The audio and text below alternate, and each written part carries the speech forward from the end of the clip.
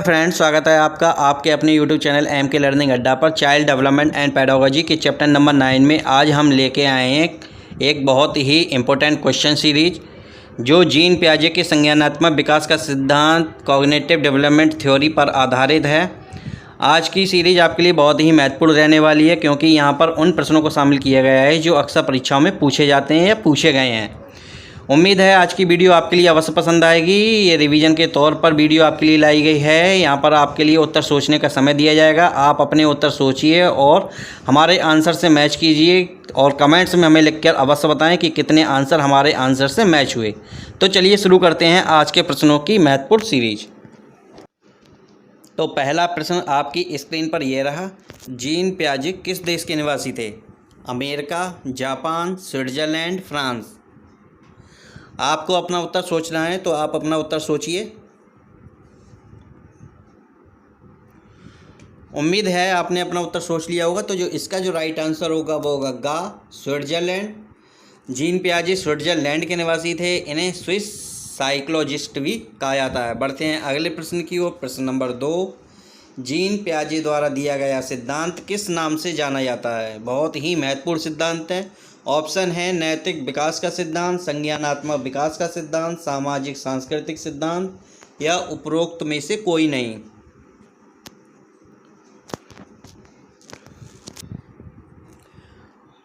उम्मीद है आपने अपना उत्तर सोच लिया होगा। तो इसका जो राइट आंसर होगा वो होगा खा, संज्ञानात्मक विकास का सिद्धांत। बहुत ही महत्वपूर्ण सिद्धांत है ये।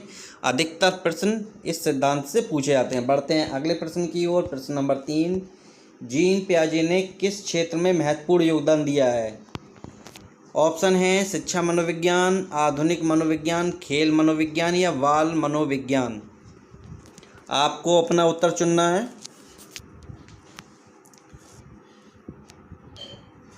उम्मीद है उत्तर आपने अपना चुन लिया होगा। तो इसका जो राइट आंसर होगा वो होगा घा, बाल मनोविज्ञान। यानी कि जीन पियाजे ने जिस क्षेत्र में सबसे महत्वपूर्ण योगदान दिया है वो है बाल मनोविज्ञान। बाल विकास के क्षेत्र में इन्होंने बहुत ही महत्वपूर्ण कार्य किया है। बढ़ते हैं अगले प्रश्न की ओर। प्रश्न नंबर 4, जीन पियाजे ने बालकों को क्या कहा है? ऑप्शन है नन्हे कलाकार, नन्हे शिक्षार्थी, नन्हे वैज्ञानिक या नन्हे शिक्षक।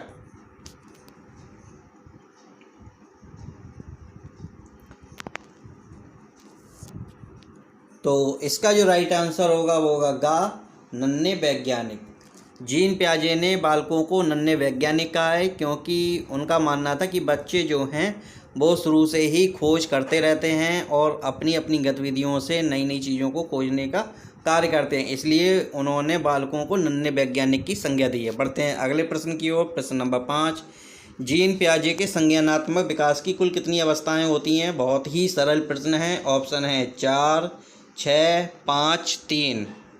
आपको अपना उत्तर चुनना है। उम्मीद है आपने अपना उत्तर बहुत ही आसानी से चुन लिया होगा। तो इसका जो राइट आंसर होगा वो होगा का 4। जीन पियाजे का जो संज्ञानात्मक विकास है उसमें कुल 4 अवस्थाओं का वर्णन है। पहली है इंद्रिय गामक अवस्था जिसे संवेदी पेशी अवस्था कहते हैं और इंग्लिश में इसे सेंसरी मोटर स्टेज कहा जाता है। दूसरी है पूर्व संक्रियात्मक अवस्था जिसे इंग्लिश में प्री ऑपरेशनल स्टेज कहा जाता है। तीसरी है मूर्त संक्रियात्मक अवस्था जिसे इंग्लिश में कॉन्क्रीट ऑपरेशनल स्टेज कहा जाता है। चौथी है औपचारिक या अमूर्त संक्रियात्मक अवस्था जिसे फॉर्मल ऑपरेशनल स्टेज कहा जाता है। बढ़ते हैं अगले प्रश्न की ओर। प्रश्न नंबर 6 आपकी स्क्रीन पर यह रहा, जीन पियाजे द्वारा बाल विकास की किन अवस्थाओं का वर्णन किया गया है? यानी कि जीन पियाजे द्वारा जो संज्ञानात्मक विकास दिया गया है उसमें बालकों की 4 अवस्थाएं दी गई हैं। उनमें कौन कौन से बालक शामिल किए गए हैं उनके बारे में हमें बताना है। ऑप्शन दिए हैं शैशवावस्था, बाल्यावस्था, किशोरावस्था या उपरोक्त सभी।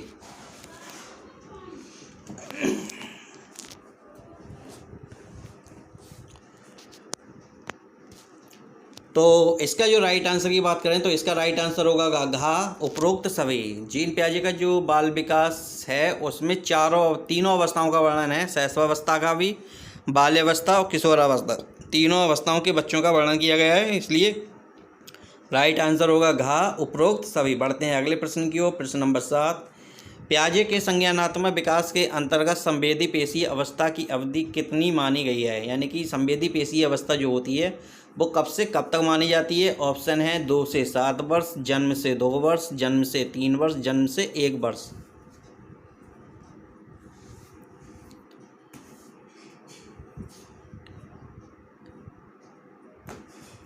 तो इसका जो राइट आंसर होगा वो होगा खा, जन्म से 2 वर्ष। जन्म से 2 वर्ष की जो अवस्था होती है उसे संवेदी पेशीय अवस्था या इंद्रिय गामक अवस्था कहते हैं, जिसे इंग्लिश में सेंसरी मोटर स्टेज कहा जाता है। बढ़ते हैं अगले प्रश्न की ओर। प्रश्न नंबर 8, बच्चों में वस्तु स्थायित्व यानी ऑब्जेक्ट परमानेंस का गुण किस अवस्था में आ जाता है। ऑब्जेक्ट परमानेंस का गुण किस अवस्था में आता है, पिछली वीडियो में बहुत ही विस्तार से बताया था हमने। ऑप्शन है संवेदीय पेशीय अवस्था में, पूर्व संक्रियात्मक अवस्था में, मूर्त संक्रियात्मक अवस्था में, औपचारिक संक्रियात्मक अवस्था में।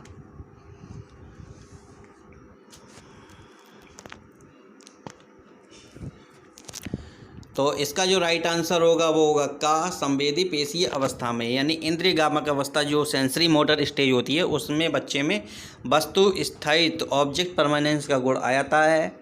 अगर वस्तु स्थायित्व की बात करें तो बच्चे के सामने जो वस्तु होती है वही उसके दिमाग में रहती है, और जैसे ही वो उसके सामने से हटा ली जाती है तो वह वस्तु उसके दिमाग से भी निकल जाती है। यही वस्तु स्थायित्व यानी कि ऑब्जेक्ट परमानेंस होता है, जो अधिकतर बच्चों में 9 से 11 महीने की अवधि में आ जाता है, लेकिन अधिकतर सभी बच्चों में ये गुण जो है वो संवेदी पेशीय अवस्था में आ ही जाता है।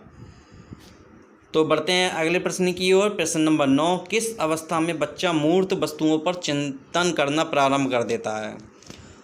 ऑप्शन है औपचारिक संक्रियात्मक अवस्था, अमूर्त संक्रियात्मक अवस्था, मूर्त संक्रियात्मक अवस्था या पूर्व संक्रियात्मक अवस्था।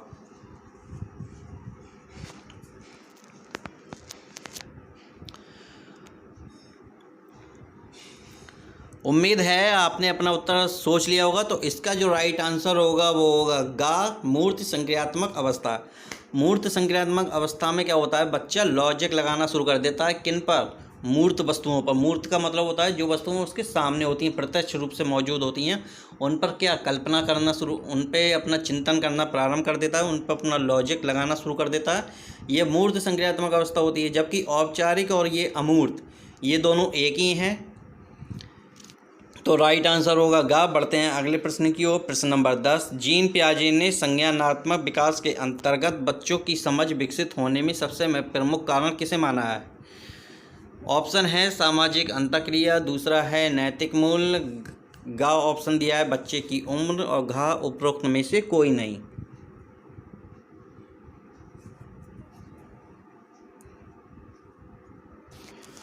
तो इसका जो राइट आंसर होगा वो होगा गा, बच्चों की उम्र। यानी कि जीन पियाजे ने संज्ञानात्मक विकास के अंतर्गत जो बच्चों में जो समझ विकसित होती है, उनका जो बच्चों का जो विकास होता है उसमें उम्र को सबसे अधिक महत्व दिया है। जीन पियाजे ने अपने संज्ञानात्मक विकास में 4 फैक्टर्स बताए थे, जिसकी चर्चा हमने पिछली वीडियो में की थी, जिसमें पहला था मैच्योरेशन, दूसरा था एक्सपीरियंस, तीसरा था सोशल इंटरेक्शन और चौथा था एक्लिब्रेशन। यानी कि मैच्योरेशन में बताया था कि बच्चों में उम्र के साथ उनमें समझ विकसित होती है, यानी कि बच्चे का विकास उम्र पर निर्धारित करता है। यानी कि बच्चा जिस उम्र का होगा उसी पर उसका विकास होगा, उसी के आधार पर, और इसीलिए उन्होंने उम्र को सबसे अधिक महत्व दिया। तो इसका जो राइट आंसर होगा वो होगा गा, बच्चों की उम्र। बढ़ते हैं अगले प्रश्न की ओर। प्रश्न नंबर 11, संज्ञानात्मक विकास के अंतर्गत औपचारिक संक्रियात्मक अवस्था की अवधि कब से कब तक मानी गई है। औपचारिक संक्रियात्मक जो अवस्था है उसकी अवधि हमें बतानी है। ऑप्शन है 2 से 7 वर्ष, 7 से 11 वर्ष, जन्म से 2 वर्ष या 11 वर्ष से अधिक।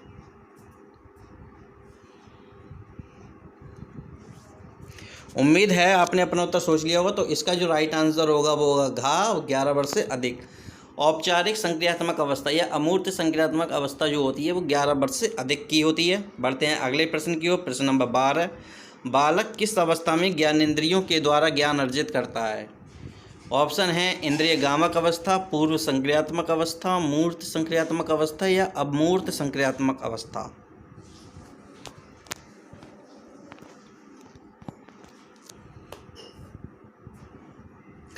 उम्मीद है आपने अपना उत्तर सोच लिया हो। तो इसका जो राइट आंसर होगा वो होगा का, इंद्रिय गामक अवस्था। इंद्रिय गामक अवस्था में बच्चा क्या करता है, अपनी ज्ञानेंद्रियों जैसे नाक, कान, मुंह हाथ आँख से ज्ञान अर्जित करता है।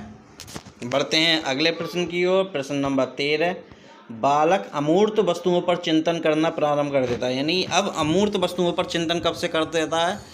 ऑप्शन है इंद्रिय गामक अवस्था में करता है, पूर्व संक्रियात्मक अवस्था में, मूर्त संक्रियात्मक अवस्था में, अमूर्त संक्रियात्मक अवस्था में।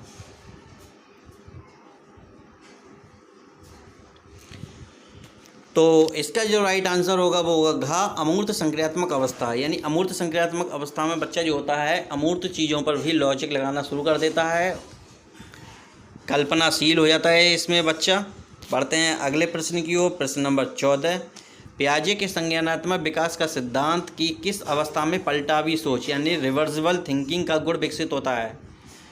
ऑप्शन है संवेदीय पेशीय अवस्था में, पूर्व संक्रियात्मक अवस्था में, मूर्त संक्रियात्मक अवस्था में, अमूर्त संक्रियात्मक अवस्था में।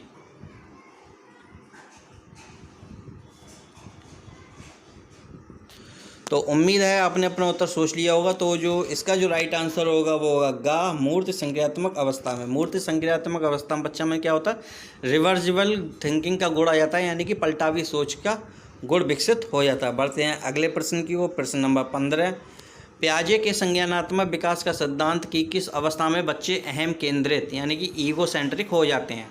ऑप्शन है संवेदी पेशीय अवस्था में, पूर्व संक्रियात्मक अवस्था में, मूर्त संक्रियात्मक अवस्था में, अमूर्त संक्रियात्मक अवस्था में।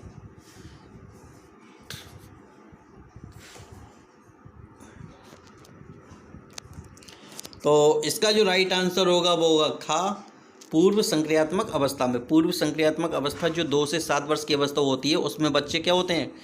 ईगोसेंट्रिक यानी अहम केंद्रित हो जाते हैं। वो खुद से बात करना शुरू कर देते हैं और अपने आप में व्यस्त हो जाते हैं। बढ़ते हैं अगले प्रश्न की ओर। प्रश्न नंबर 16, बाल मनोविज्ञान का जनक, फादर ऑफ चाइल्ड साइकोलॉजी किसे कहा जाता है? ऑप्शन है जीन पियाजे को, कोहलबर्ग को, वाइगोत्स्की को या ब्रूनर को।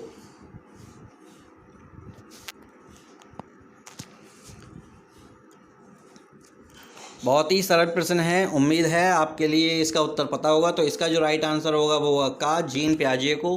बाल मनोविज्ञान का जनक जीन पियाजे को कहा जाता है क्योंकि इनका जो महत्वपूर्ण योगदान है वो बाल मनोविज्ञान को ही है। बढ़ते हैं अगले प्रश्न की ओर। प्रश्न नंबर 17, किस अवस्था को परिकल्पना चिंतन की अवस्था कहा जाता है?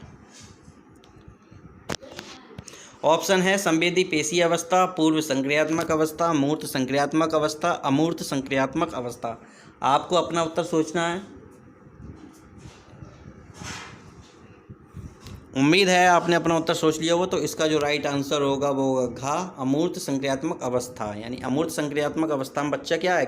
कल्पनाशील हो जाता है, कल्पनाएं करना शुरू कर देता है, अमूर्त वस्तुओं पर अपना चिंतन करना प्रारंभ कर देता है। इसलिए इस अवस्था को परिकल्पना चिंतन की अवस्था भी कहते हैं। बढ़ते हैं अगले प्रश्न की ओर। प्रश्न नंबर 18, जीन पियाजे ने सीखने के कितने कारक यानी फैक्टर्स बताए हैं?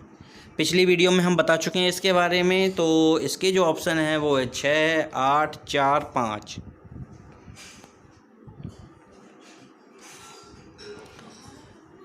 उम्मीद है आपने अपना उत्तर सोच लिया होगा। तो इसका जो राइट आंसर होगा वो होगा 4। यानी कि बच्चों के विकास से संबंधित जीन पियाजे जी ने 4 फैक्टर्स बताए थे। पहला है मैच्योरेशन, दूसरा है एक्सपीरियंस, तीसरा है सोशल इंटरेक्शन और चौथा है एक्लूब्रेशन। बढ़ते हैं अगले प्रश्न की ओर। प्रश्न नंबर 19 आपकी स्क्रीन पर ये रहा। जीन पियाजे ने विकास को माना है, क्या माना है? नियमित प्रक्रिया यानी कॉन्टीन्यूअस प्रोसेस।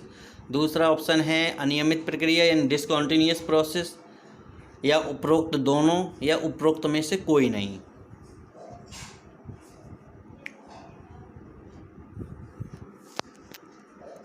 उम्मीद है आपने अपना उत्तर सोच लिया होगा। तो इसका जो राइट आंसर होगा वो होगा खा, अनियमित प्रक्रिया यानी कि डिसकॉन्टीन्यूअस प्रोसेस। पियाजे ने जो विकास के लिए डिसकॉन्टीन्यूअस प्रोसेस माना है यानी अनियमित प्रक्रिया माना है। बढ़ते हैं अगले प्रश्न की ओर। प्रश्न नंबर 20, आज की सीरीज का अंतिम प्रश्न, किस अवस्था को गैंग एज कहते हैं? संवेदीय पेशीय अवस्था को, पूर्व संक्रियात्मक अवस्था को, मूर्त अवस्था को या अमूर्त संक्रियात्मक अवस्था को? उम्मीद है आपने अपना उत्तर सोच लिया होगा। तो इसका जो राइट आंसर होगा वो होगा मूर्त संक्रियात्मक अवस्था को। मूर्त संक्रियात्मक अवस्था को हम गैंग एज के भी नाम से जानते हैं। पसंद आई है तो लाइक और शेयर अवश्य करें। चैनल पर पहली बार विजिट कर रहे हैं, चैनल को सब्सक्राइब नहीं किया तो चैनल को सब्सक्राइब करना ना भूलें। वीडियो को पूरा देखने के लिए आप सभी का धन्यवाद।